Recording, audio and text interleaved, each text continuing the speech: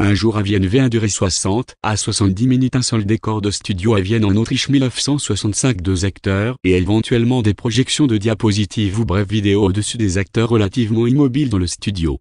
La scène est divisée en 2. Le premier quart gauche représente un palier d'escalier. Une porte, sur roulette, est visible, légèrement en biais avec une grille à hauteur de la tête du visiteur. Les 3 autres quarts, un studio pauvrement meublé avec un gros piano à queue brun sombre puis un rayonnage avec des partitions de musique, quelques livres ou disques et une boîte avec des petites bandes magnétiques rondes et un magnétophone et une radio.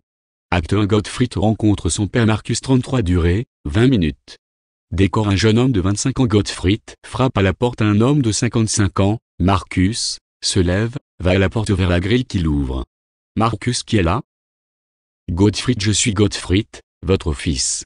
Marcus: je n'ouvre pas après 8 heures. Marcus ferme la grille, retourne à sa place sur le canapé et continue à lire. Gottfried frappe à nouveau et après un intervalle à nouveau, Marcus ne réagit pas. Gottfried s'en va.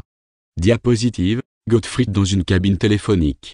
La scène montre entièrement le studio. Le téléphone sonne, 3-4 fois. Marcus prend l'écouteur en hésitant. Marcus: servu. Gottfried: on entend sa voix par téléphone amplifié. Ici Gottfried Bereuter. Marcus: mais qu'est-ce qu'il y a? Gottfried: mais je suis votre fils, Gottfried, j'étais chez vous tout à l'heure. Marcus: je sais, je vous ai dit, je n'ouvre pas après 20 heures. Gottfried: je ne comprends pas, je suis votre fils. Marcus: oui, je l'ai bien compris, mais je n'ouvre à personne. Gottfried, sa voix montre l'énervement. Je ne comprends pas, je suis votre fils et vous faites la sourde oreille. Marcus: laissez-moi tranquille, qu'est-ce qui vous autorise de me déranger? Gottfried: mais je ne suis pas n'importe qui pour vous, non? Marcus: vous êtes Gottfried Bereuter, je l'ai bien compris, et alors? Gottfried, passablement énervé: écoute bon sang, je suis votre fils, je voyageais toute la nuit, je vous ai cherché dans le bottin téléphonique, j'ai attendu toute la journée, et maintenant vous dites je n'ouvre à personne après 20 heures. C'est invraisemblable. Marcus: il reste calme. Non. Je n'ouvre pas, laissez-moi tranquille. Gottfried, très en colère en hurlant: bon, écoutez, je vais contacter la presse, si vous ne m'ouvrez pas vous allez voir. Marcus, toujours calme: restez poli, jeune homme. Venez demain à 15 heures. Avant j'ai une répétition avec Axel Gall au conservatoire. Elle prépare la flûte enchantée, elle chante la reine de la nuit, c'est important pour elle, vous comprenez. Gottfried, moqueur: oh oui, c'est important Mozart ma petite musique de nuit. Marcus: servu. Gottfried: oui, à demain 15 heures, Schauburger-Gasse, bonne nuit. Diapositive, Gottfried dort sur un banc dans la gare. C'est la nuit. Diapositive, Gottfried visite le lendemain l'opéra de Vienne. Mais on a déjà accroché, manifestement la scène est noire. Un instant on voit une scène de rue avec une diapositive, Gottfried devant l'opéra puis à nouveau ma scène en 2 parties, la porte et l'appartement. Gottfried frappe à la porte. Marcus se lève et va à la porte. Marcus: qui est là? Gottfried, à nouveau agacé: Gottfried, votre fils. Et il chuchote: merde. Marcus se lève du canapé et va à la porte, il regarde par la grille et finit par ouvrir. Les 2 hommes se regardent longuement. Marcus fait un signe d'entrée. La scène montre maintenant toute la pièce. Marcus retourne à sa banquette. Gottfried reste debout. Marcus ne propose pas à Gottfried de s'asseoir. Gottfried finit par s'asseoir sur la chaise du piano face à la banquette. Marcus est surpris, mais laisse faire. Marcus: alors vous voilà, vous voulez des leçons? Gottfried: mais non, je suis votre fils. Marcus: j'ai bien compris. Alors qu'est-ce que vous voulez? Gottfried, agacé: je ne veux rien. Je suis venu vous voir. C'est tout. Marcus: alors regardez, c'est gratuit. Gottfried: mais vous êtes mon père. Marcus: ça ne vous autorise pas d'être agressif, jeune homme. Gottfried: et être mon père ça ne vous fait pas plus que ça? Marcus: non, désolé, je ne vois pas, enfin je vois un jeune homme qui croit qu'il est attendu depuis longtemps, non? Et toutes les portes doivent s'ouvrir, hein? Gottfried: non, mais toutes de même. Je ne vous connais pas, enfin un tout petit début et il n'est pas bon. Et pourquoi vous ne m'avez-vous pas ouvert hier soir? J'étais fatigué, j'ai voyagé toute la nuit et même jusqu'à midi. Et j'ai attendu toute l'après-midi et craque mon PC-terre ne m'ouvre pas. Marcus: on s'énerve pas, voyons. À l'époque quand mon père mourait, à l'instant exact j'étais près de la porte, et une tringle de rideau m'est tombée dessus, et alors je m'étais évanoui toute la nuit. Gottfried: bof, ça c'est du pur hasard. Je n'y crois pas, alors pas du tout. Marcus: vous êtes libre de croire ce que vous voulez. Une autre fois en 1950, à 10 heures du soir, on frappe doucement à la porte. je vais à la porte et ouvre la grille. On chuchote je suis ton frère, Kurt. Alors là, me suis à nouveau évanoui toute la nuit. Mon frère, Kurt, était mort au camp de concentration à Auschwitz après son retour de Rio de Janeiro où il était parti, avec l'argent de son violoncelle, en 1938. Gottfried pourquoi il était revenu? Marcus il avait attrapé la malaria et devait revenir pour avoir une chance de guérir. Puis en haute mer ils ont appris l'Anschluss de Hell, Autriche par le moustachu. Gottfried Hitler oui, avec l'aide de l'affreux Baldur von Schirach et tous les Autrichiens enfin presque. Marcus et en 1954 à nouveau ça tape à la porte, énergiquement. Et une jeune femme dit à la grille, ouvrez, je suis Gisela, votre fille, je veux le bracelet en or que ma mère t'avait offert. Quand vous étiez mariés, je n'ai pas ouvert. Elle a cogné la moitié de la nuit. J'ai mis mon magnétophone le plus fort possible.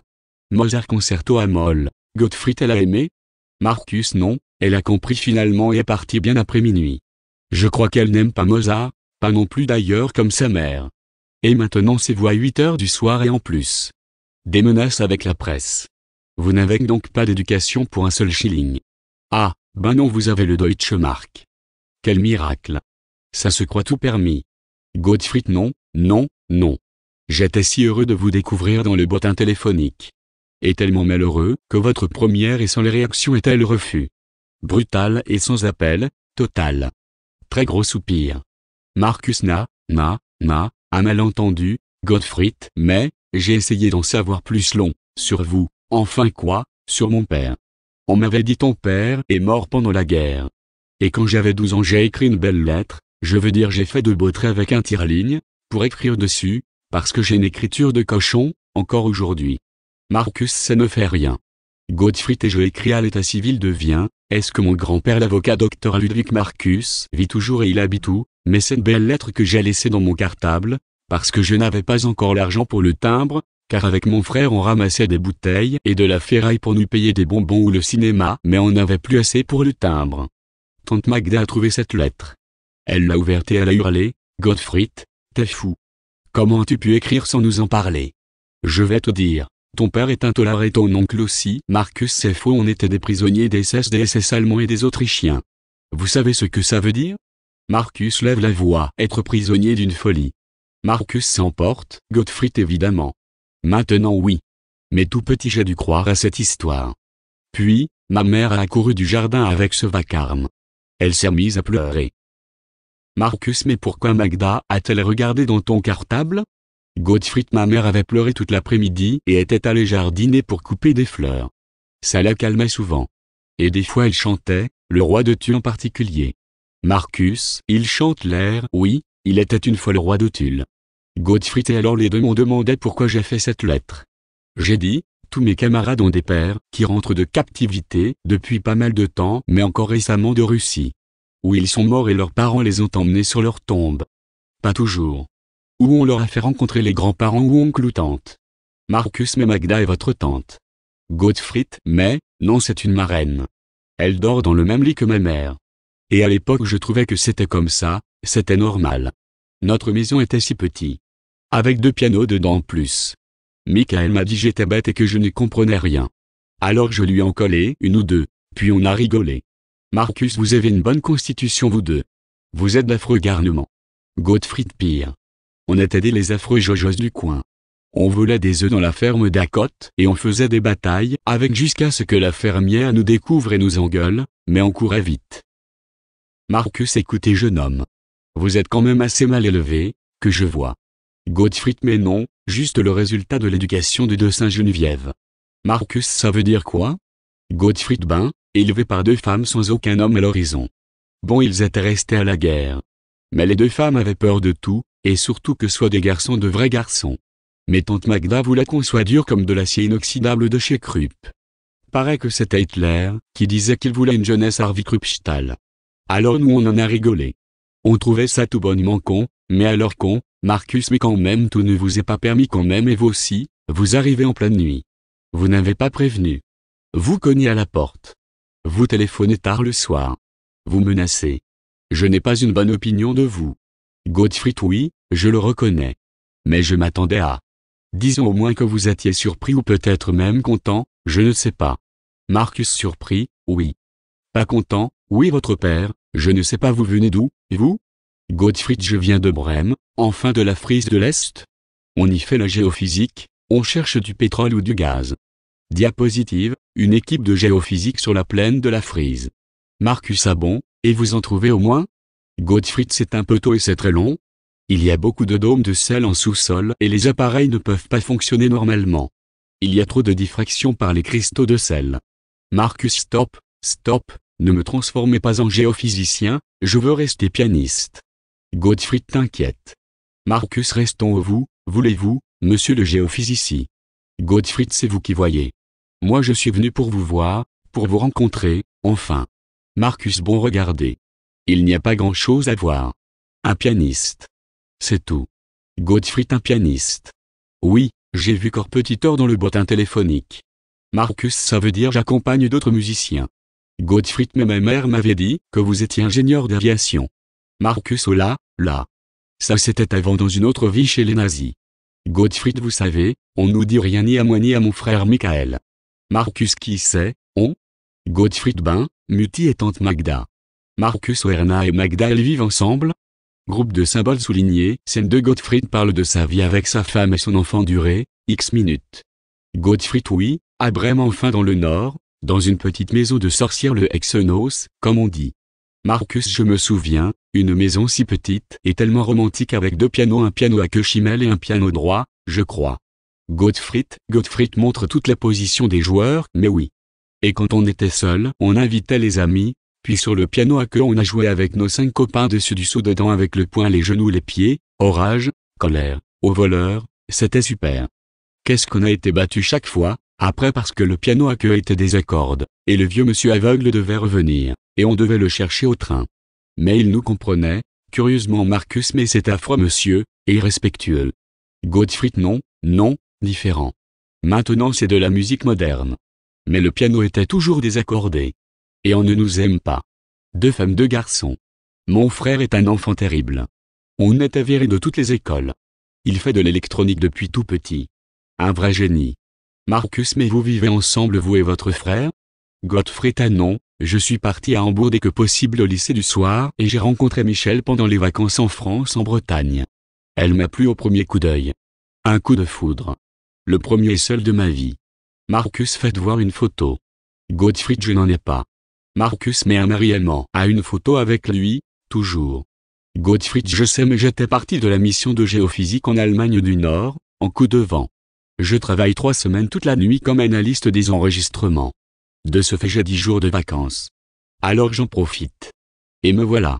J'ai même oublié mon portefeuille avec l'argent. Je cache tout ça sous le tapis des pieds en voiture à la gare. Je voulais attraper le train pour Viens.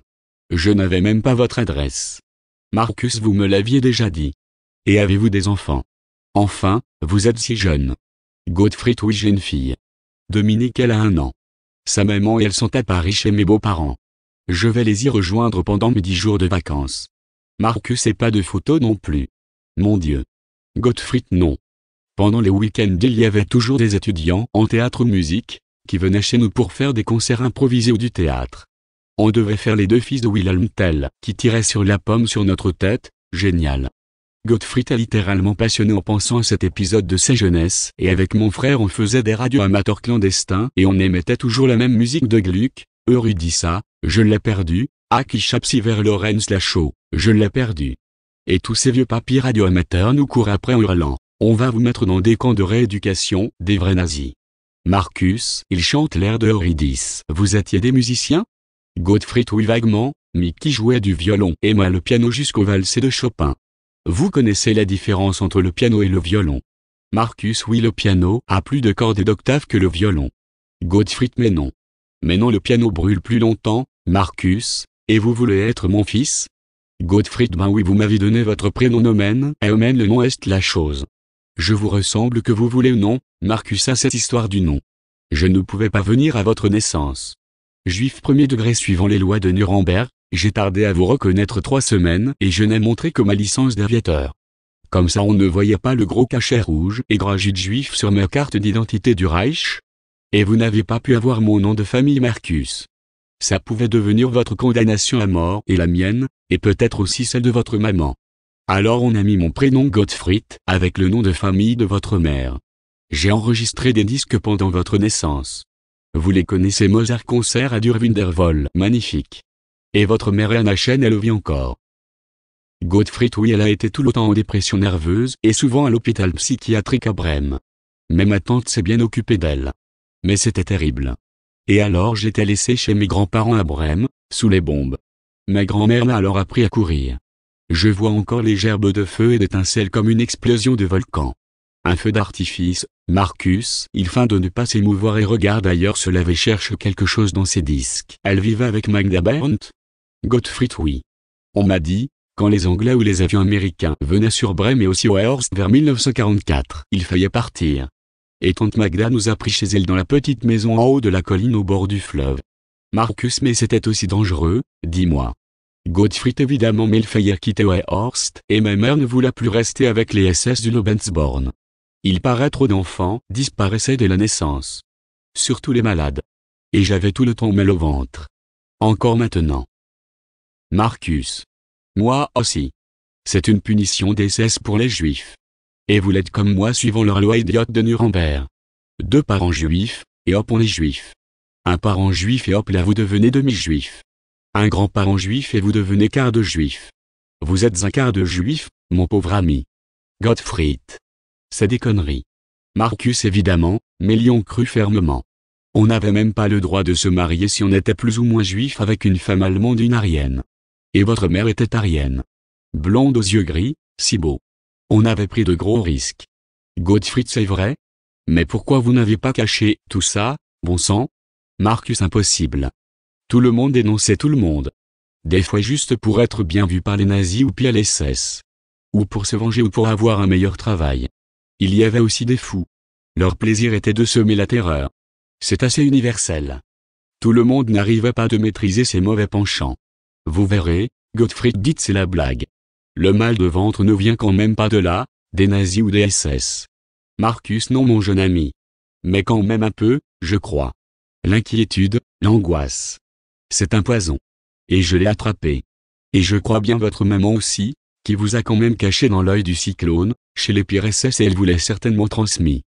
Ce n'est pas de la médecine officielle, mais je fiche mon billet, il y a une cause à l'effet. J'ai une formation de scientifique, et là on ne se laisse pas trop facilement embobiner. Ils nous ont fait mal ces gens-là. Ouvrez les yeux. Faites le rapprochement, quand vous êtes inquiet ou énervé, aviez-vous mal au ventre? Gottfried, oui, peut-il être. Je le ferai. J'ouvrirai l'œil. Je n'ai pas eu cette idée. Marcus, mais il faut utiliser sa tête, monsieur. Tout le temps. Ligne de symbole soulignée, scène 3 découverte Horst de minute. Gottfried debout s'appuyant sur le piano. Gottfried, la tête, elle me fait souvent mal, je suis un vrai migrainard. Tous ces noms dits. Il est près d'eux, mais qu'est-ce que c'était ce Horst de Lebensborn, la fontaine de vie? Marcus, mais vous n'avez donc pas fait attention à l'école? Gottfried, si, j'ai adoré l'école. Une vraie pause de tous ces pleurs et histoires de femmes. Mais nos enseignants ont dit. On vous dira rien sur le passé proche 1933 à 1945. 9 à vous lirez dans les livres d'histoire quand elles auront été écrits. On a dû jurer allégeance à Hitler et on ne s'en est pas encore libéré. Il faut du temps. Marcus, na. Vous n'êtes pas assez curieux, pas un résistant. Gottfried, si un peu, surtout que j'habite à Hambourg chez les pauvres, là on est plutôt anarchiste. Mais je n'ai pas reçu d'explications solides, plus des commentaires, pas assez de faits. Marcus, bon, le Lebensborn c'était des centres pour femmes et enfants et orphelins. Hitler et les nazis, Himmler en premier voulait créer la race allemande pure. Et il invitait de belles femmes et de beaux SS de faire des enfants. Même quand il n'était pas marié, et ses enfants naissaient dans ces centres en secret. Gottfried, mille pareil, j'ai grandi là-dedans. Marcus, oui mon pauvre ami. J'y ai joué du piano. C'était le seul endroit où je pouvais aller. Dans l'usine d'aviation à 1 heure de vélo de là, il m'invitait de jouer pendant des cérémonies du genre baptême. Gottfried, baptême? C'était des églises? Marcus, non, les Lebensborn avaient leur propre état civil et les SS faisaient croire qu'il était une vraie et grande famille. Alors il organisait des fêtes de baptême et parfois anniversaires. Même ce fou de Himmler était venu une fois. Marcus, fou, oui, c'est lui qui avait offert à Hitler ce réseau de fontaines de vie, une dizaine paraît-il, mais il naissait pas beaucoup d'enfants. Quelques centaines par an. Et en plus les enfants difformés et malades ou pas assez arouillens, on les faisait partir immédiatement. Gottfried quoi? On les soignait? Loin des mères. Marcus mais non gros bêta. À la poubelle directe. Il disait, on les écarte VVV, Gottfried comme pour les chiens, pour améliorer la race. Marcus enfin caprice? Gottfried et vous avez joué du piano. Marcus. Oui je me disais la musique, pourrait peut-être aider à les laisser ou redevenir plus humains. Gottfried drôle d'idéalisme, hein. Marcus je n'étais pas le seul il y avait Magda Bentz. Une excellente pianiste. Une frise de l'Est. Chopin comme personnaliste. On a joué à 4 mains. Divin. Surtout le concerto Mozart piano concerto no 10 Fa major K365 for 2 piano, évidemment je l'ai joué tout seul, bien que c'était écrit pour 2 pianos. Vous allez un jour m'accompagner? Marcus hume le thème principal, mais Gottfried se tait. Gottfried et les baptêmes? Marcus ah oui. Il y avait le docteur Schulz de Munich, qui venait exprès. Il avait les enfants et les veuves sous ses ordres. Et il aimait officier pour les baptêmes. Tous les gens du centre, 80, par là étaient assis dans la belle salle du château, devant la table et la cheminée. Schulz disait, enfant, tu rentres dans notre SIP, famille, et nous tous de la grande famille SS sont maintenant ta famille, et tu recevras protection et aide pour ta vie au grand destin. Il sortait sa dague avec la croix gammée et le tenait au-dessus de sa tête et disait, au nom de notre Führer Adolf Hitler, nous le jurons tous. Gottfried et les gens ont juré? Marcus oui et avec ferveur. Et même une fois une jeune femme blonde s'est levée. Elle s'est approchée de la table à côté du piano à queue, et elle a déclamé un poème de Rilke.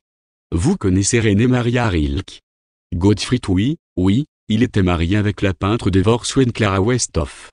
Marcus possible. Mais c'était un très grand poète et mon préféré. Et cette femme avec des yeux si gris et les cheveux si blonds et elle était si frêle. J'en ai pleuré. Mais elle était tout de suite retournée à sa place. Après il y avait des gâteaux et du café, et cette femme parlait au docteur Schulz. J'ai appris que cela avait été son patron et la centrale de Lebensborn à Munich. Puis l'autre pianiste Magda voulait lui parler. Mais j'étais plus fêche, élégant, plus entreprenant et je lui ai dit que j'adorais Rilke. Alors on a pris rendez-vous le lendemain au fleuve, pour un petit concours de poésie. Gottfried me voit un ingénieur, à Rilke. Marcus oui piano et Rilke pour le cœur. Conception d'avion pour la tête enfin pour la guerre. Après l'annexion de mon pays, mon Autriche, ma ville de Vienne. Oui j'étais réquisitionné, à Brême-Nord dans les usines d'aviation. Je n'avais même pas fini mon diplôme d'ingénieur. Gottfried merde alors, c'était dégueulasse. Marcus vous commence à comprendre. Marcus, rêveur, et on a marché et déclamé. Puis ma logeuse nous a fait du chocolat chaud. Et puis, Gottfried, et puis. Marcus et le lendemain on s'est retrouvés. Et le surlendemain encore. Et puis Erna est restée la nuit. Gottfried ma mère? Marcus oui, votre mère Erna Chen. Et hélas elle devait repartir en Pologne Bad Polzin. Gottfried et vous l'avez revue? Marcus oui une fois au printemps à Weihorst. Et elle m'a dit qu'elle était enceinte. Gottfried vous deviez être content. Marcus content, j'étais horrifié. Un enfant d'un juif, enfin demi-juif et d'une aryenne chez les SS. Vous êtes fou. Gottfried non, je vis chez les Français à Paris. Ils m'accueillent avec une grande gentillesse et grandeur d'esprit. Marcus oui les Français. Gottfried et après elle a avorté ma mère. Marcus, mais, non c'était la peine de mort. Elle est partie secrètement à Wernigerode au centre de l'Allemagne et elle y a accouché chez une ancienne sage-femme de Lebensborn de là-bas, m'a payé par cette organisation. Gottfried pourquoi en secret? Marcus réfléchissez, je vous conjure. Cette sage-femme a pu vous déclarer de père inconnu. Donc pas de trace de moi. Et surtout pas de Lebensborn. C'était votre assurance vie. Monsieur. Gottfried s'était rusé. Marcus évidemment je n'ai pu venir tout de suite. Je vous ai dit j'ai enregistré 6 disques, de ces en graveur unique et direct, 6 pour le 6 octobre et clavier concert Mozart VVV, pour le 10 donc le mois d'octobre. Gottfried oui on a ces disques, mais on les a écoutés une fois. Il faut faire attention les aiguilles en acier les abîmeraient trop vite. Marcus puis je suis allé quand même à l'état civil de Wernigerode le 21 octobre et je vous ai reconnu avec ma licence d'aviateur de sport. C'était discret et ça a marché. J'avais apporté un bouquet de fleurs, pour le cas qu'il y avait une dame à l'état civil. Zéro a marché elle avait souri et était tellement content. Elle a tout noté du côté gauche de la page, où il y avait déjà l'enregistrement de ta naissance. Et j'ai signé en présence du chef de bureau. M. Plume avait accroché le papier, tellement j'étais énervé. Excusez-moi, on m'a volé mon portefeuille dans le train, je suis encore très choqué, qu'on puisse me faire ça. Maintenant sous le Troisième Reich, ils ont souri. Et ils m'ont félicité d'être quand même venu. Et j'ai dit il faut que retourne rapidement dans mon usine, construire des avions. Puis j'ai cherché votre mère et vous dans un petit panier et on a pris le train pour Brême. Gottfried Brême? Marcus oui, Erna avait réussi via SS Dr Juriste Schultz de travailler dans le Lebensborn de Weihorst, près de Brême parce que lui était devenu votre parrain. Vous êtes un presque juif SS, en tout cas suivant les lois de Nuremberg, sans le SS, 100 ans. Amusant, non? Gottfried vous trouvez? J'étais baptisé protestant en 1944 dans le Hexenos. Je me rappelle de la coupe en cristal, une vraie photo devant mes yeux. Mais j'ai démissionné de l'église à 21 ans. On a le droit en Allemagne, de faire ça. Marcus un protestant athée. Quel jeune homme vous faites alors? Mais je vais vous dire on m'avait embêté avec mes parents juifs. J'avais rejoint l'église catholique en 1932, quand les nazis faisaient trop de bruit en Allemagne et j'étais au parti communiste à Vienne. Et là des camarades m'avaient prévenu que tout cela ne sentait pas bon, surtout pour un vrai juif. Mais en 1948, rien que pour les emmerder ces Allemands et Autrichiens d'anciens nazis, qu'ils y étaient encore. Alors j'ai rejoint la communauté israélite de Vienne. 9 ne fait pas un juif de moi. Ce n'est pas génétique, comme vous savez certainement. Gottfried mais si, vous n'êtes pas fier d'être maintenant un vrai juif? Marcus non, je vous dis.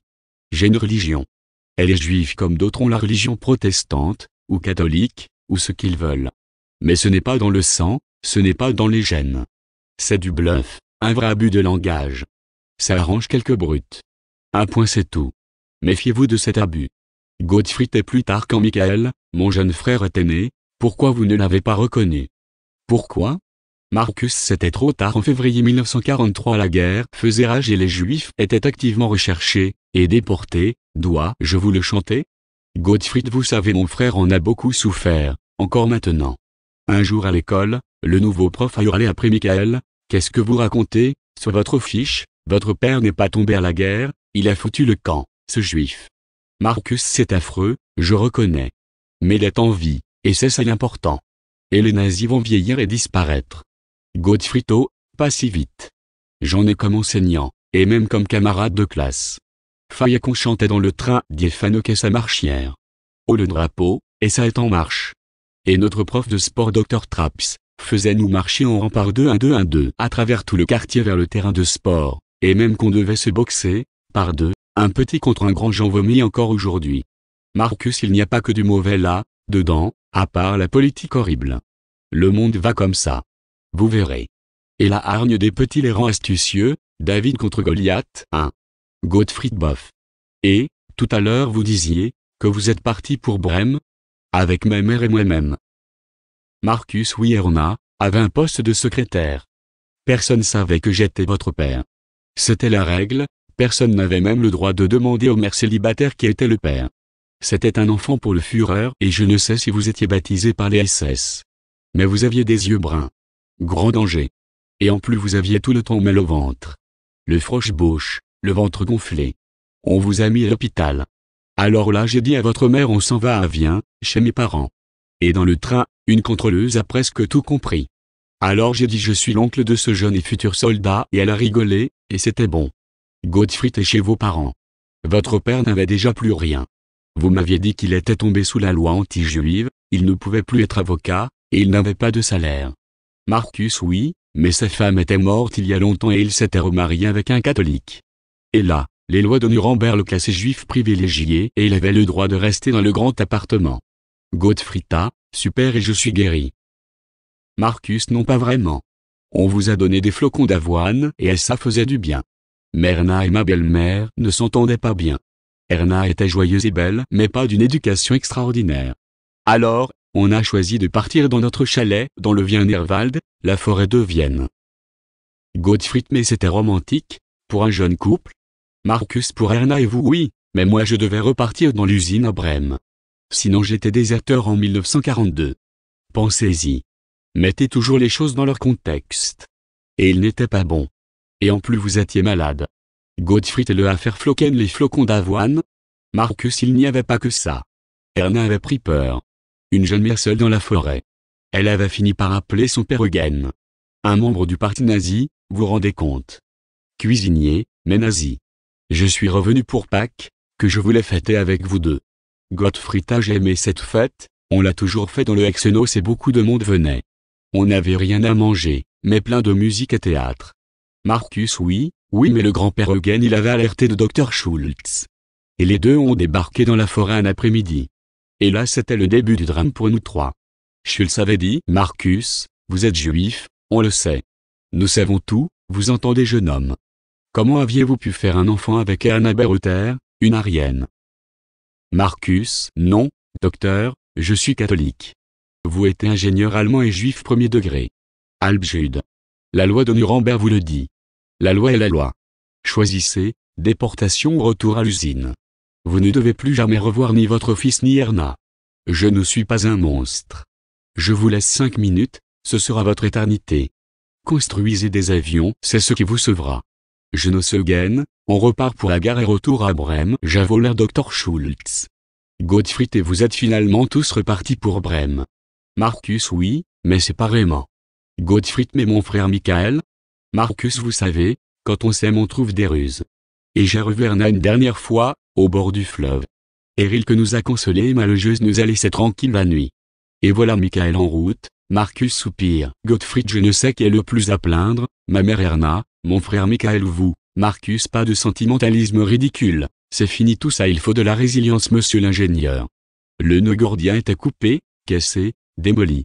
Regardez devant. Gottfried et vous aviez pu continuer de faire l'ingénieur, comme ça? Marcus mais oui. Il fallait des avions, plus rapides, avec des charges en bombes de plus en plus. Mais j'étais très surveillé. Je pouvais si facilement saboter une conception. Pas très difficile. Il y avait un délateur sur la table de dessin. Hans, je l'avais à l'œil plus moi que lui. Mais un jour je devais utiliser une nouvelle colle miracle, colle Monowitz de la fabrique Buna c'était des cheveux de femme fondus. Gottfried des cheveux de femme, des coiffeurs? Marcus ne faites pas l'idiot. Des cheveux de femme des camps de concentration. Il y en avait autant qu'on voulait. Gottfried quelle horreur. Et vous? Marcus c'était 1943 l'été. J'ai pris le bac à travers le fleuve avec mon vélo, comme tous les soirs et je suis allé me réfugier, chez une famille mélomane, Sifer, un directeur d'usine dans le port de Brême. On a fait piano et violon 3 mois. Tous les soirs et week-ends. Jusqu'à ce que j'ai repris courage et je suis parti à Berlin et plus tard à Vienne. Gottfried et vous aviez vécu de quoi et comment? Marcus à cette époque il y avait quelques résistants. Et on se passait les bonnes adresses. Mais à Vienne l'été 1944 on m'avait attrapé dans un hôtel. Dénonciation du père d'une nouvelle amie SS Schumann. J'étais HGM Tückisch Gesetz, loi des traîtres au sang pur des Allemands ariens. Une Micheline demi-juif avec une arienne. Le père SS ne voulait pas de ça. 3 mois de prison, et au Rossauer-Geland de près du centre de Vienne. Puis en arrêt de sécurité des SS. Sans procès, aucun. Gottfried mais les Allemands faisaient tout si méticuleusement et correctement, m'avait-on dit. Marcus oui, en fait pour tout cacher, tous les horreurs et crimes, rien ne devait transparaître. J'étais dans les cellules des Juifs, jus dans elles. Pas un hôtel, je vous le dis. On nous engelait, et battait à tout instant. Celui qui essayait de répliquer disparaissait. Et terreur préférée était, de toute façon vous allez à Dachau la semaine prochaine Hirschwen, vous les cochons, c'était une expression très typiquement bavaroise. Gottfried et vous êtes parti? Marcus non, c'était déjà 1945, et les Alliés s'approchaient. Un après-midi j'entendais des avions. J'ai hurlé, je reconnais le bruit, ce sont des avions américains. Ils vont bombarder. Au mur tout le monde, vite plaquez-vous. La seule chance de s'en tirer. Et puis ça tombait. Et de la mitraille et des hurlements, maman, je veux pas mourir, au secours, Ilf. Des prisonniers qu'on essayait de tuer. Gottfried pas de traces, selon la méthode SS allemande. Marcus vous apprenez vite. Et soudain des hurlements russes. Davey. Manifestement des soldats d'infanterie russe. D'autres bruits de mitraillettes des verrous de porte étaient manifestement visés. Je reconnaissais ce bruit métallique, pas exactement des sons de piano. Puis notre porte s'ouvrait. Et rue Davey, Roh, weg schnell, frei, partez vite, vous êtes libre, Gottfried quelle chance. Marcus tous ne partaient pas, ils se savaient libérés. Moi, non. J'ai choisi de suivre les SS allemands qui fuyaient sans se retourner. Dehors, sous les bombardiers qui s'éloignaient. Direction Conservatorium de musique, conservatoire de musique. Gottfried retour à la musique au son des explosions. Drôle de musique. Marcus n'a N'a pas moquerie monsieur mon prétendu fils. J'ai évité de portail, et j'ai contourné le bâtiment et trouvé la porte des livreurs pas vraiment bien fermée. Un coup de coude enfin non trop dangereux pour le jouet du piano, non de pied. Et j'ai pu grimper au 2e étage dans le studio de mon professeur Dr Becker. Et le beau de Mieke Bestein, qui patientait. J'ai pris des notes et je me suis couché sous le piano. À que point elle était sur les partitions Brahms-Lieder, un demi-que juif et un demi-juif, ça doit bien s'entendre. Non, et je me suis endormi. Et Brahms bienveillant souriait, Gottfried se met à pleurer. Brahms souriait. Marcus oui il m'aimait, que j'étais venu. Alors on ne s'est plus jamais quitté. Plus de planches à dessin, plus d'avions, plus de cheveux de femme fondus. Gottfried et plus de femmes ni d'enfants.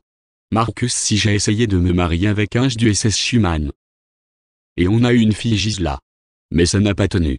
J'ai raconté qu'elle était venue comme une furie un soir pour le bracelet, ce fichu bracelet je suis panier percé. Je ne peux pas garder l'argent. Ma paye de professeur au conservatoire de musique part comme les feuilles au vent. Même le piano est saisi. Le téléphone sonne. Marcus, c'est revu. Ah c'est Kurt. Comment vont les affaires? Toujours les téléviseurs? Dis-moi, je suis encore dans la grande difficulté. Les propriétaires de la partition de Brahms veulent que je paye l'original du Lied. Tu sais, que c'est un original. Je l'ai offert à Directeur Becker. Il m'a tellement aidé, pour trouver ma professure ici au conservatoire. On entend Kurt via haut-parleur de téléphone, souffler, vociférer. Comment peux-tu faire des cadeaux quand tu n'as pas d'argent? Si Kurt, il faut m'aider, s'il te plaît maintenant. Un original. Tu te rends compte? Ça ne se trouve pas tous les jours. Quand même il n'y a pas que des objets de cuisine ou de la maison, dans la vie ou des télés, non. Mais un vrai, un authentique manuscrit du grand Brahms. Tu te rends compte? Aide-moi. Ah, tiens il y a ici un jeune homme. Gottfried Berreter. Il dit qu'il est mon fils. D'Allemagne. Il vient de Brême. Il a grandi dans un centre SS Lebensborn. Tu sais le truc pour purifier la race allemande. De mon ancienne fiancée Erna. On entend Kurt, alors passe-le-moi. Gottfried hello, ici Gottfried Berreter. Kurt en haut-parleur, servu, jeune homme. Tu es mon neveu. Mais je suis ravi. Que fais-tu là d'un coup comme ça, sorti du néant? Gottfried je voulais connaître mon père, qui était soi-disant mort pendant la guerre. Kurt, lui, Gottfried, mort, jamais, il aura trop peur de la mort. Que fais-tu? Gottfried je fais de la géophysique en Allemagne. Kurt, ça gagne bien? Gottfried oui je crois mais il faut que je travaille toute la nuit pour faire des playbacks d'enregistrement. Kurt. Mais tu crois qu'on gagne de l'argent, assis sur un canapé? Gottfried mais non. Monsieur. Kurt. Oh, je suis ton oncle Kurt. Gottfried oui, j'ai compris monsieur. Kurt. Mais t'es bouché ou quoi? Tu me tutoies, mon fils, d'accord, Gottfried oh, oui, oncle Kurt. Mais t'es où? On m'avait dit que t'as fait de la prison. Kurt. Mais oui, 2 fois. Une fois un peu longtemps chez les SS en camp de concentration.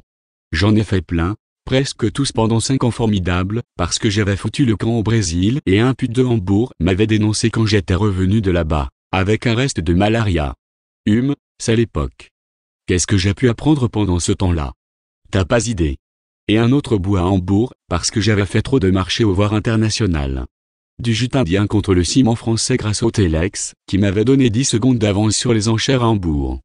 Du pétrole d'Arabie contre des fusils allemands, génial. Mais ils m'ont tué parce que je ne payais pas trop d'impôts, et personne m'avait défendu, bien que je les rendu riches, tous.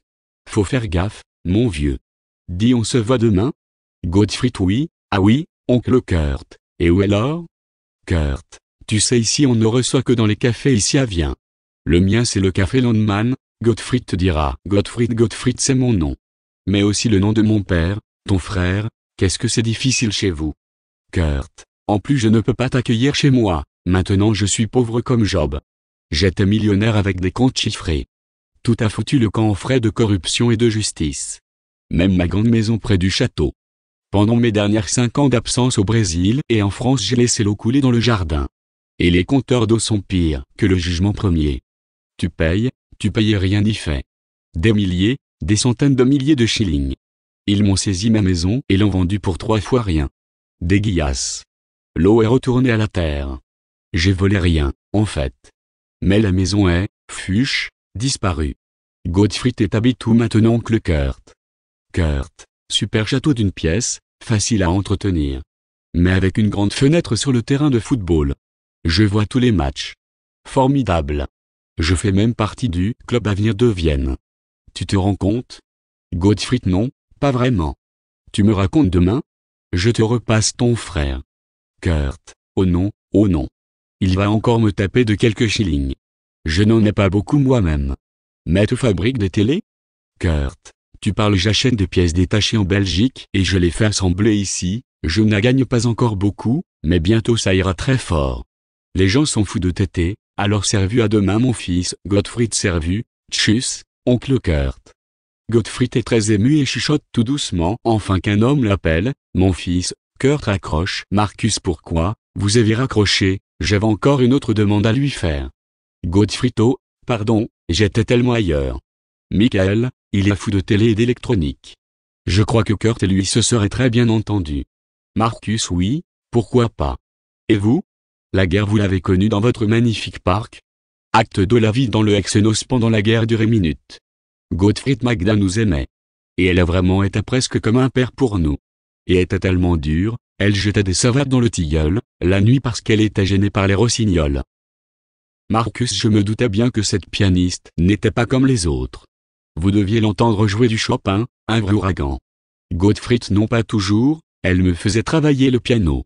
Et elle voyait bien que je n'étais pas très doué pour les valses de Chopin, trop techniques, trop de rythme. Alors elle a opté pour des musiques romantiques. Et surtout elle voulait que fasse du legato, juste avec ma main droite. Je vous fais entendre? Marcus: non, non, une autre fois. Mais la guerre à Sankt Magnus? Gottfried: ah, oui. Le Wehrhorst devait être évacué, m'avait dit ma mère. Et elle ne voulait pas aller chez ses parents. Oma et Opa étaient trop durs avec elle. Ils voulaient que ma mère reste sténodactylo. Et ma mère était une sorte d'artiste, poésie, sculpture, peinture et même théâtre. Marcus: je ne savais que son amour de Rilke. Il faut dire que je ne l'ai vu que très peu de temps, beaucoup trop peu. Soupir: et la guerre? Vous avez des souvenirs? Gottfried: ben oui. On était sur le haut d'une sorte de falaise en terre, qui montait après le plat des champs, qui s'étendait depuis la mer du Nord, presque 100 kilomètres sans aucun dénivellement. Et notre maison? Marcus: je sais tout ça, la guerre. Gottfried: eh bien les Américains nous jetaient des bombes. Je me rappelle le bruit. Mais notre Hexenos n'a pas été touché. Ils nous laissaient tranquilles. Ma tante et ma mère nous entraînaient vers l'abri dans le flanc de la colline. Magda nous avait tout le temps raconté qu'elle était tombée avec moi dans le panier sur le guidon de son vélo, dans un trou de bombe qui explosait. Marcus: obus, Gottfried: oui, obus, un vrai cadeau du ciel, quoi. Marcus: arrêtez, ce n'est pas comme ça la guerre, il n'y a pas de cadeau, que de la terreur. Gottfried: et, elle nous disait: oh mon Dieu, où est Gottfried, rends-moi ou je m'en KO t'en coller une tu verras. Magda n'était absolument pas croyant, et ça faisait cocasse, ce qu'elle nous racontait. Elle voulait toujours se bagarrer. Je vous dis, un vrai homme. Et soudain, il paraît que je me suis mis à pleurer. Et Magda, elle a avoué que c'est la seule fois qu'elle avait pleuré de sa vie. Mais elle aurait tout de suite hurlé après les postes d'artillerie anti-aérienne, qui étaient à 200 mètres, vous les feignants, tirez, tirez, vous étiez des vauriens, des nuls. Attendez que mon chaos. Vous passerez de très mauvais moments. Puis elle a rejoint l'abri creusé dans la terre, où ma mère était déjà avec mon frère, plus petit et plus léger. Marcus: elle vous a sauvé la vie? Gottfried: oh oui. Ma mère aussi. Une fois il y avait des bruits terribles de sifflements qui venaient de la plaine, d'en bas. Et des avions passaient et tiraient. Marcus: des Américains ou des Anglais? Je n'en sais rien. Des bruits, des hurlements, juste au-dessus de notre maison. Ma mère nous a attrapés et mis sous le piano à queue. Marcus: quoi, le piano à queue, vous êtes fous, vous les artistes. Gottfried: mais non, il n'y avait rien d'autre. On n'avait pas de cave. Et la maison était entourée de pelouses et de jardins potagers. Pas moyen de fuir. Je l'ai bien compris depuis. Marcus: et vous avez été touché? Gottfried: non, cette maison était trop petite et n'intéressait personne, enfin aucun avion. Marcus: oui, il y avait des installations de construction navale et le grand bunker de sous-marins. Alors vos deux pianos, ça ne pèse pas lourd dans la balance. Gottfried: oh, que si. Un piano à queue qui vous tombe dessus, vous êtes plat comme un timbre. Marcus: les deux femmes étaient alors plutôt courageuses? Gottfried: oui, peu de temps après des Américains se sont installés dans le grand restaurant d'à côté de chez nous. Et ils ont tiré des barbelés, pour qu'on ne puisse pas passer. Sauf moi. J'y allais chercher des pots de conserve pas entièrement vidés. Et c'était la fête. sinon on mangeait des orties de la mini-forêt, c'est super, comme des épinards. Marcus, vous n'étiez pas les seuls à manger ça, je vous dis. Les gens des villes n'avaient même pas des orties. Gottfried, en hiver, ma mère et ma tante se sont barbouillées tout noir à la figure, et elles ont passé sous les barbelés et entré par une fenêtre dans la cave du restaurant et ont volé du charbon. On avait si froid et plus beaucoup de bois. C'était interdit de couper des arbres. Marcus et les Américains n'ont rien vu? Gottfried, je ne sais pas. En tout cas, il y en avait qui nous aimaient bien. Surtout ma mère. Même Magda veillait. Elle disait, Jésus, regarde les Noirs avec leurs grosses lèvres, ou les tas de bébés d'Américains. Elle était comme ça. Mais elle jouait si bien du piano et on chantait aussi avec elle. Un temps merveilleux. Marcus, mais vous n'aviez pas d'argent? Gottfried, si, il y avait des familles qui avaient des grandes maisons et de l'argent. Ils payaient un peu et surtout apportaient à manger. Mais le mieux était quand ils ont enlevé les barbelés. Et là une grosse américaine venait pour un cours de piano. Et ma tante avait dit, je veux voir comment ils enlèvent les barbelés, ces envahisseurs, je n'ai pas le temps pour vous. Et la dame hurlait, will tell George, you refuse my Mozart leçon, je dirai à George que vous refusez ma leçon de Mozart. Et ma tante lui a carrément dit, you have no pleasure to touch you, Mozart can ouais. Marcus, oui, le pauvre Mozart a toujours dû attendre dans les salles mal chauffées des châteaux où il était invité à jouer. Jusqu'à ne plus sentir ses doigts pendant le début des concerts, et pire. 9 à la tuer à la longue, c'est moi qui vous le dis. Méfiez-vous des grands et possédants. Gottfried, ça j'ai appris depuis longtemps. Nos voisins, les grands industriels, nous regardaient même pas et leurs enfants, venaient plus tard pour des leçons et nous snobaient. Nous avec nos pulls rafistolés, et les pantalons à trous. Ils faisaient des vacances dans le Engadin, en Suisse, et nous à 5 heures de vélo dans la Frise de l'Est dans la famille de Magda. Mais là aussi on nous regardait d'un drôle d'aile. Mais vous n'avez pas de père, qu'une tante. Mais oui, vos pères ne sont pas allés à la guerre pour se faire tuer? Non, ici on gardait les digues, contre la guerre et les Anglais. Marcus, et vous faisiez de la musique? Votre frère aussi? Gottfried, oui un peu. Mais il y avait souvent 2 élèves sur les 2 pianos en parallèle pour des leçons différentes. Et ça faisait un vacarme. On ne pouvait pas faire nos devoirs. Et ça nous dégoûtait de la musique. Surtout mon frère. Un jour on avait pris mon frère en chasse, avec sa boîte de violon sur le porte-bagages du vélo. On l'a arraché et on a sauté dessus jusque le tout était cassé et à plat. Les voisins venaient et hurlaient, encore les berrottères et leurs bandes. Marcus, mais vous étiez des bandits? Gottfried, pas du tout. C'était des blagues. C'était une vieille boîte, et on avait mis les bouts de tôle dedans. Tout le monde y avait cru. Génial, je vous dis. Tous ces braves gens. Même qu'on a recommencé plus loin, au moins 3 fois. Marcus, on ne se moque pas des gens comme ça, avec des jeux destructeurs, je veux dire destructeurs de leurs illusions. Gottfried, bon. On faisait aussi la vraie musique. Michael et moi, on jouait à de violon et piano. Mais des morceaux que vous ne connaissez pas. Marcus, quoi? Quelle arrogance, jeune homme. Gottfried, non, tante Magda nous composait des œuvres rien que pour nous deux. Michael débutait le violon, et moi je n'étais pas très doué pour le piano. Michael était sourd d'une oreille, et moi, vous voyez bien, je louche terrible. Je ne peux pas traduire les notes verticales de la partition horizontale, en touche horizontale avec un seul œil qui travaille, impossible. Marcus, mais si, il suffisait d'apprendre par cœur votre partition et alors là vous auriez fait la vraie musique. Gottfried, oui, bien sûr. Aujourd'hui je comprends. Mais à l'époque, je préférais jouer dehors avec des copains, voler l'électricité des fils à haute tension qui entouraient les champs des vaches. Ou casser les ampoules des lampadaires dans les rues. Marcus, dehors, monsieur, vous me décevez. Gottfried se lève d'un bond, mais se retourne. Gottfried, oui, je vous déçois. Mais il faut me comprendre. À la maison ça pleurait tout le temps. Maman était si fragile, soupir, et on n'avait que la rue et les champs pour résister à la mélancolie, et à la tristesse et parfois à une sorte de terreur psychologique de la maison. Marcus, vous exagérez et vous vous dédouanez un peu facilement. Gottfried, possible. Mais à l'époque on était petits, tout petits. Pas d'hommes dans la ronde, que des femmes. Marcus, oui, le prix de la guerre. Gottfried et ma mère, pourquoi vous ne vous êtes pas retrouvés après la guerre? Je ne comprends pas. Marcus, je ne comprends pas non plus. Ernia qui aimait Rilke, qui savait réciter comme personne. Pourquoi? Elle était chez les SS? Pour moi, au début c'était un grand danger, je vous l'ai dit tout à l'heure, et avec SS Schulze comme parrain de vous. Gottfried, oui, et de mon frère Michael aussi. Marcus, vous voyez, qu'est-ce que je pouvais faire? Votre grand-père Eugen était PG Parteigenos, membre de la SDAP, le parti des nazis. Gottfried, mais tout le monde était au parti des nazis, c'était presque impossible de faire autrement. Marcus, si, Regardez. J'étais parti de l'usine quand j'ai découvert le cheveu de femme fondu. On pouvait refuser, résister, partir. Gottfried, mais vous n'étiez pas en charge d'un bébé, que dis-je, de deux bébés, seuls, cachés, au milieu du chaos. Marcus, oui, vous l'aviez dit dans l'œil du cyclone. Mais ça ne dure que le temps que le cyclone est au-dessus de vous. Dès qu'il bouge, vous êtes happé par les turbulences. Et c'est ce qui lui est arrivé par la suite. Gottfried, attention, un exemple, une métaphore ne vaut que pour se faire comprendre. On ne peut l'exporter dans la vie réelle. Là il y a d'autres lois. Marcus, oui, vous avec vos lois. Celle de Nuremberg nous interdisait de nous marier. J'ai essayé. Mon père Ludwig, le grand avocat, conseiller d'État, a essayé. On lui a même retiré ses dernières possessions, le chalet dans la forêt du Wienerwald, par un arianisateur qu'il avait acheté pour 3 fois rien. Quelqu'un d'autre avait décidé pour nous, et pas des humanistes. Je vous le dis. Des diables, oui, des diables, étudie la question, et on en reparlera. Gottfried, oui, je vous le promets. Mais quand même.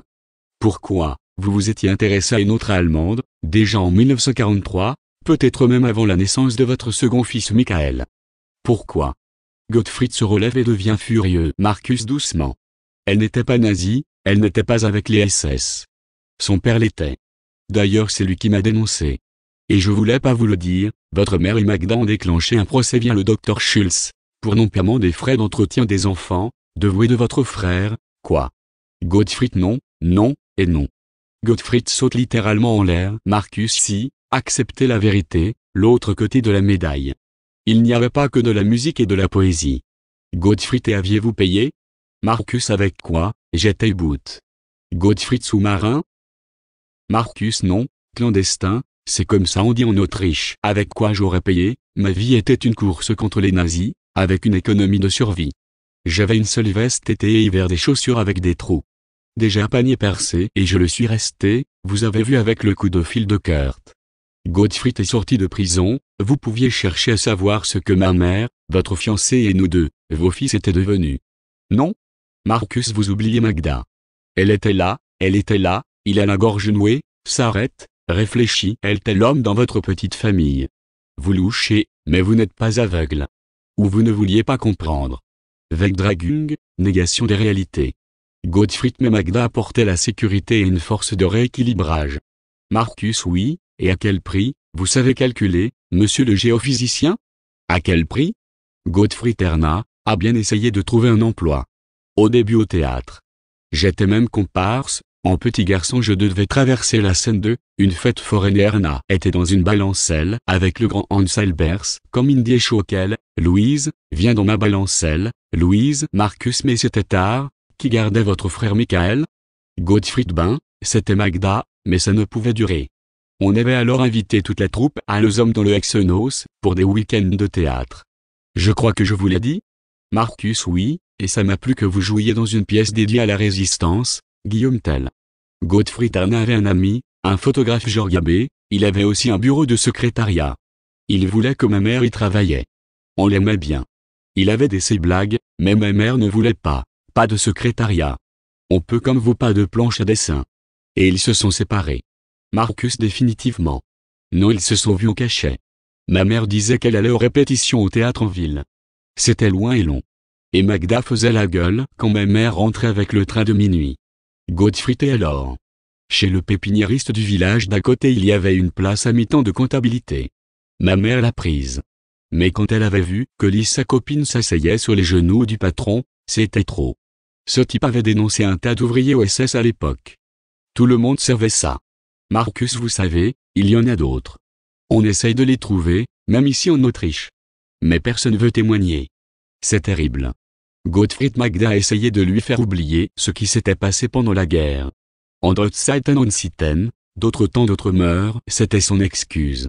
Marcus, j'ai même essayé de défendre des manifestants à Vienne, qui dénonçaient le laxisme de la justice.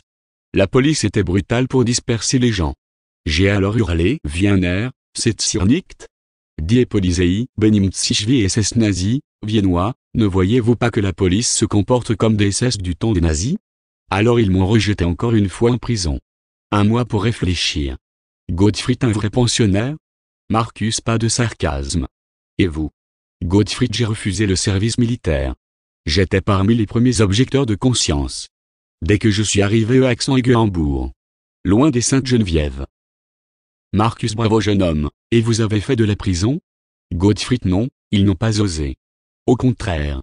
Il y avait un vrai procès avec 6 types, un soldat, un pasteur, un prof, un affreux, et 2 autres. Je les ai regardés dans les yeux. Personne savait qui je regardais, ou plutôt tout le monde croyait que c'était lui, comme je louche c'est très pratique. Marcus: voyez, il y a toujours quelque chose de bon dans le malheur. Et puis, Gottfried, je leur ai dit, vous osez, comme pouvez-vous oser de reparler de la guerre? Vous avez démoli ma famille, vous avez hypothéqué ma vie, de mon frère, de ma mère, de mes copains. C'est moi qui vous accuse de trahison à la cause humaine. Marcus: doucement. Gottfried: ils étaient estomaqués. Ils m'ont demandé si je connaissais un endroit en paix sans une armée, j'ai répondu, oui, ici sous vos pieds, arrête de recommencer. En tout cas on ne vous laissera pas faire. Je ne suis pas seule génération vouée pour ce que vous avez fait, vous et vous et vous, tous dans la ronde. Je les ai fixés longuement, jusqu'à ce qu'ils baissent la tête, un à un. Marcus: voyez, ça sert le théâtre. Gottfried: ils m'ont jeté dehors et 1 heure après ils m'ont libéré, mais je devais me rendre utile à la Croix-Rouge, qui allait se monter à Hambourg. Quand je suis arrivé à Paris, je leur ai renvoyé le livret militaire, qu'ils m'ont quand même donné, et j'ai écrit, vous ne comprenez donc rien. Puis, ça en est resté là. Les Allemands ne m'ont plus jamais recontacté, enfin plus en bête avec leur esprit guerrier. Marcus: je vous comprends, je crois, que je suis fier de vous. Gottfried fait un grand mouvement de bras, comme pour effacer le passé. Un long silence s'installe. Alors, Gottfried: alors vous êtes marié après la guerre? Marcus: oui, Ingrid VVV me plaisait, bien que son père m'ait dénoncé. La guerre était finie et puis Gertrude VVV était déjà en route, je devais régulariser la situation. Gottfried: quoi, régulariser la situation? Marcus: me marier, quoi? C'est comme ça. Je n'ai pu me marier avec Erna. Je vous l'ai dit. On n'avait jamais reçu une réponse positive de la bande d'Abaldur von Schirach VVV, le Gauleiter de l'Autriche. Et d'ailleurs entre-temps j'ai appris, par ma communauté israélite, que personne, aucun juif, même du second degré, pouah quelle expression dégueulasse, elle me fait encore aujourd'hui vomir, excusez-moi, donc jamais le gouvernement répondait à ce type de demande dès 1941. Gottfried: non. Pourtant les Allemands étaient si méticuleux sur le plan administratif, Marcus: évidemment, mais vous oubliez, que ces gens-là ne voulaient pas laisser de traces. Ne voulaient pas admettre leur inhumanité. Pas risquer de la critique des institutions internationales, comme la Croix-Rouge. Et même de certains courants résistants intérieurs à l'Allemagne. Gottfried: donc, ce qui n'était pas écrit, n'existait pas. Marcus: c'est un peu ça. Le Troisième Reich devait être parfait, les hommes comme les institutions. Il fallait empêcher que la race se dégradait par tous les moyens.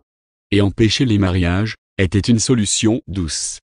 Il y avait pire, comme des stérilisations, des déportations, leur solution finale. Gottfried: oui, j'ai quand même appris ça entre-temps, mais pas aussi concrètement. Mais vous vous êtes marié avec une fille d'un SS au gradé.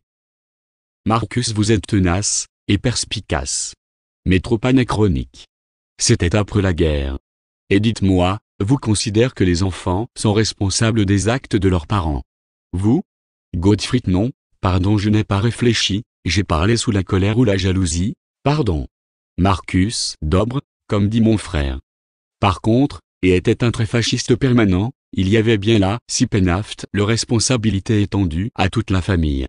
Je ne vous accuse pas d'être fasciste, mais vous devez davantage réfléchir avec vos déductions, qui sont presque des accusations. Gottfried: ouille, c'est un peu massif. Marcus: oui, le mal était profond et nous et vous avez des grosses séquelles. Gottfried: je crois ce sera pour longtemps. Même ma tante Magda, elle nous disait des choses, qui l'arrangeaient bien du côté des attitudes anciennes. Marcus: pourquoi, vous ne dites pas nazi? Gottfried: c'était ma marraine. Elle nous avait quand même sauvés, et elle n'était pas fasciste, mais imprègne des soi-disant valeurs des nazis. Elle disait toujours, Gottfried, les nazis étaient si disciplinés, quand ils défilaient.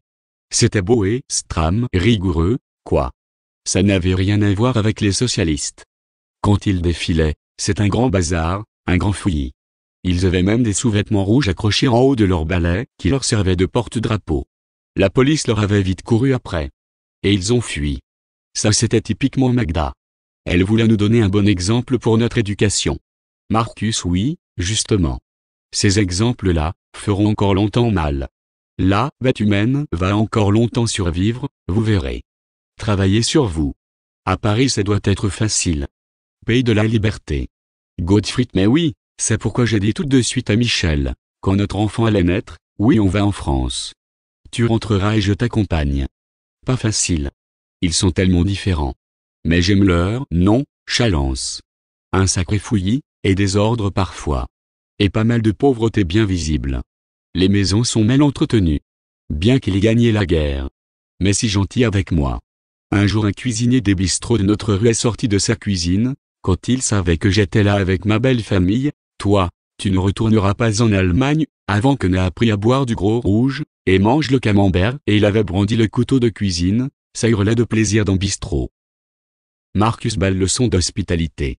Gottfried: mais je voudrais quand même savoir pourquoi vous vous êtes divorcé avec Gertrude VVV, si vite 5 ans VVV après.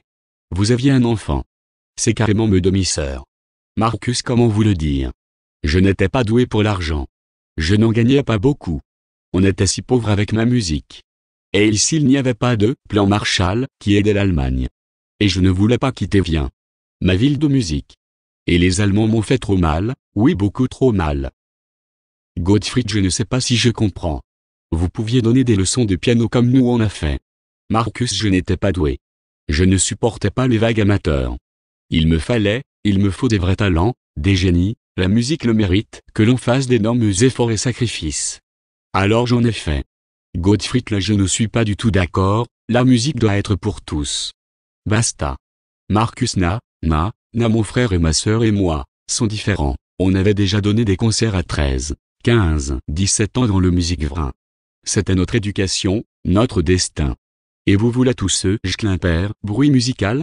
Gottfried: oui, peut-être les mus vont nous sauver, mieux que la politique, mieux que l'économie.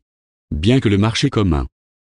Marcus: c'est pour le pays riche, le vôtre l'Allemagne, l'Angleterre, l'Italie, l'Espagne, les Benelux, pas pour nous la petite Autriche. Et nous le allemand, c'est pas pour tout de suite. Marcus soupire profondément. Gottfried laisse passer ce mauvais moment. Gottfried: alors, pourquoi, vous n'aviez pas cherché à appeler ma mère et mon frère vers chez vous ici en Autriche? L'appartement de votre père était si grand, vous m'aviez dit, je crois. Marcus: faut-il tout vous dire monsieur le justicier? Votre mère avait déclenché un procès en non-paiement de pension alimentaire. Et a déjà en fin 1943. En pleine guerre. J'étais déjà U-boot. En fuite. Et plus tard après la guerre j'ai appris pour les archives que votre chère marraine, Magda, y était pour quelque chose. D'accord, il ne gagnait pas beaucoup avec ses satanées leçons de piano. Mais pire, votre parrain SS le docteur Schultz était l'accusateur. C'était facile pour lui.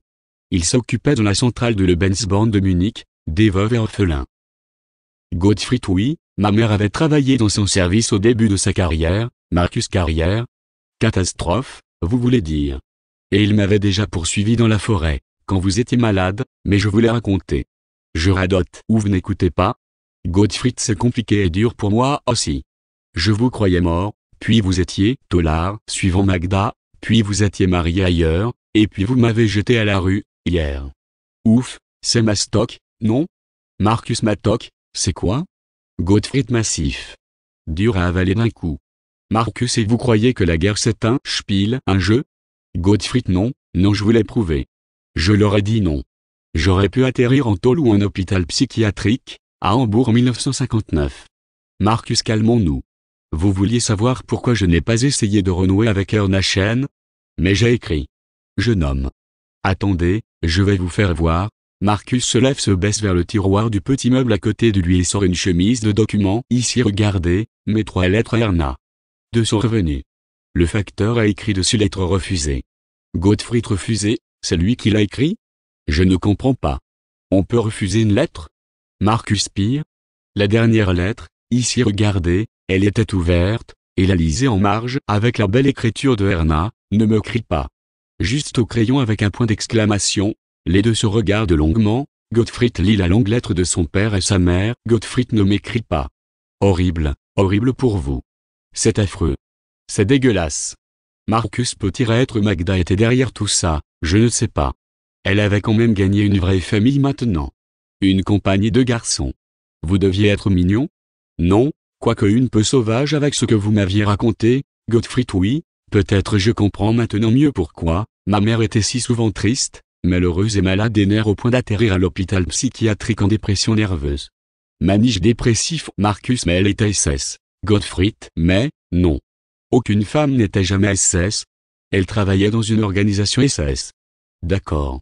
Mais pour aider les femmes, les veuves, les enfants et les orphelins, c'est autre chose. Marcus, je ne savais pas. Je crois Magda avait fait un gros barrage.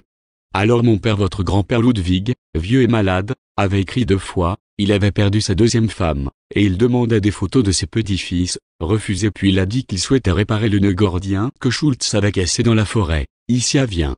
Refuse. Gottfried, depuis que je suis marié, ma mère va un peu mieux.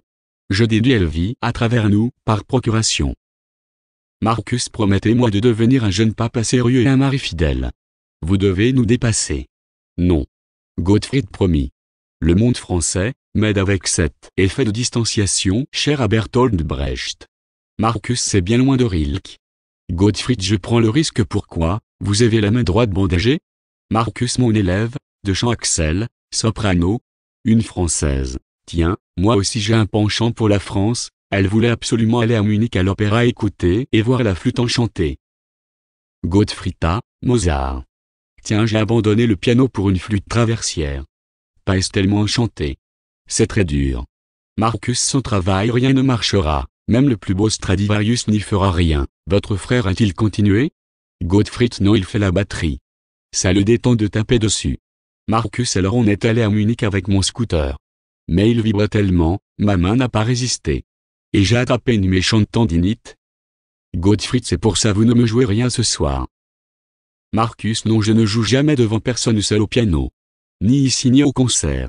J'accompagne seulement. C'est mon choix, c'est mon plaisir. Tiens, vous deviez venir au château de Rastenau, on y travaille toujours avec Axel devant les châtelains. C'est elle après général, avec un public très averti et parfois très dur avec nous mais si généreux.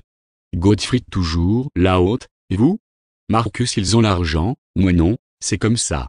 De vrais mécènes. Un des fils m'a même appris à conduire une voiture dans leur immense forêt. Mais je n'aime pas les machines, ni les avions ni les voitures. Gottfried, je ne vous crois pas. Marcus, avec tout ce que vous ai dit sur les avions, la colle des cheveux de femme. Gottfried, PFFT, je vois un magnétoscope ici sur votre meuble. C'est une décoration, alors? Marcus, encore à nouveau cette perfidie, monsieur Berreter. C'est mon outil de travail. Gottfried, oh, là, super. C'est un Revox à bandeau densité, la Rolls-Royce des magnétophones. Marcus, oui, excellent, et bien sûr, saisi par l'huissier, mais il est là, encore là. Je voulais dire à cœur tout à l'heure, il faut que je verse un peu pour que je le garde, pour mon étude. Gottfried, sur quoi porte cette étude, racontez-moi. Marcus, vous connaissez Brahms? Johann Brahms? Gottfried, oui, enfin moins que Mozart ou Chopin. Marcus, alors que ne pouvez pas vraiment aimer. Écoutez, je vais mettre le requiem allemand. Vous ne serez pas venu pour rien. Marcus sort d'une boîte à côté du magnétophone posé sur le meuble plat, il s'affaire nerveusement avec la bande 2 et l'appareil et met le magnétophone en route. Erler doch mich das ein en mimirabenmus, un mal benanziela, un dich davonmus, Seigneur, apprends-moi que je dois enfin changer, pour que ma vie ait un but. Et que doit commencer maintenant. Marcus divine, non. Vous connaissez? Non? Avec le chef Fritz Lehmann, Otto Wiener, baryton et de la Philharmonie de Berlin. Gottfried, non, désolé, pourtant, Brahms a confié à Karl Martin Rinthaler, le chef d'orchestre de la cathédrale de Brême, qu'il aurait volontiers appelé cette œuvre un requiem humain. Gottfried, tout mène à Brême? Je n'y connais rien. Marcus, ne soyez pas désolé, écoutez encore une fois, non, on va prendre Xy sous la baguette du nazi Karajan. Gottfried, Karajan nazi? Marcus, oui, plus ou moins, enfin il n'hésitait pas de manger à leur table. Grand chef, mais je ne l'aime pas, écoutez, trop lent, beaucoup trop lent. La marchigue, pardon un gros mot, mais le seul qui correspond. Marcus enlève la première bande, la pose dans la boîte, sans soin particulier et met l'autre bande. Erler doch mich, Orens, entendez-vous, Samou, mon Dieu que Samou, avec sa personne prendra de bonnes résolutions que le grand Brahms réclame. Schuslich, affreux. Marcus est maintenant les grands maîtres. C'est Fischer Diesco sous la baguette de Rudolf Kemp. Marcus, et retripote les bandes, sans grand soin, et il devient encore plus nerveux. L'air doch mich. Tout l'air durant 5 minutes. Marcus chante, l'air doch mich, il gesticule, il dirige l'orchestre, Il est Brahms lui-même littéralement. Gottfried chante maintenant avec lui, les deux finissent par pleurer, d'émotion, de joie, de fraternité. Longue pause, le magnétophone tourne à vide, la bande magnétique fait un bruit régulier, de rotation, à vide. Gottfried et ses bandes magnétiques, vous en faites quoi? Marcus, quoi, vous dites? Je les écoute, je les étudie, je les travaille, pour trouver le sens de la musique, des instruments, du chant, de la direction d'orchestre, le secret de la musique, vous comprenez ça, vous, qui écoutez la terre avec vos appareils? Gottfried, mais vous n'avez rien écrit sur les bandes. Marcus, pourquoi? Je les connais toutes. Gottfried, et avez-vous une bibliothèque, un registre, une liste, au moins? Marcus, non, non, pas encore. Plus tard. Soudain Marcus bondit, Marcus, j'ai faim, et vous? Gottfried, oh, oui, je n'ai rien mangé depuis hier midi. Je n'ai pas de sous. Je les avais oubliés dans la voiture. Marcus, ah, oui, vous me l'aviez dit. Gottfried, oui, j'avais couru pour attraper le train de nuit. Il me reste 3 marks. Pour un café et un petit pain viennois. Marcus, bon, c'est la fête, on va ouvrir une boîte de sardines. Allons voir, Bretagne. Vous devez connaître? Gottfried Quiberon, au lieu de la sardine. J'avais été invité de faire une sortie avec les pêcheurs de sardines, non, je blague. Marcus, on va les chauffer sur mon camping-gaz. La fête, je vous dis. On rajoute du citron, il est un peu desséché. Mais il y a encore quelques gouttes. Gottfried, le citron, le fruit du désert. Marcus, oui, ce n'est pas un restaurant de luxe ici. Gottfried, oui, si 4 étoiles. Marcus, ah, même un quignon de pain, d'un autre temps. Vous avez de bonnes dents? Gottfried, oui, toutes. Marcus, alors mordez, mordez fort. Gottfried, nous à Brême on mord toujours très fort, dans tous les sens du mot. Marcus, je l'avais vu, voilà. Gottfried, je n'y peux rien, je ne fais pas exprès. C'est ma génération. Marcus, écoutez, vous voulez bien me laisser maintenant, je suis fatigué. Et ce n'est pas un hôtel 4 étoiles non plus. Marcus s'allonge sur la banquette, sans d'autre manière. Gottfried quitte par la porte mobile sur le côté, claque la porte, sans un mot, grand silence, la lumière baisse. Le téléphone sonne. Marcus servu, Marcus. Gottfried, sur haut-parleur le téléphone. Gottfried, c'est Gottfried, Gottfried Berruther. Marcus, oui. Gottfried, j'ai pu changer mon billet. Pour Paris. Marcus, oui. Gottfried, je pars dans une demi-heure. Marcus servu. Le taxiphone raccroche, Marcus raccroche et continue à lire, la lumière s'éteint lentement.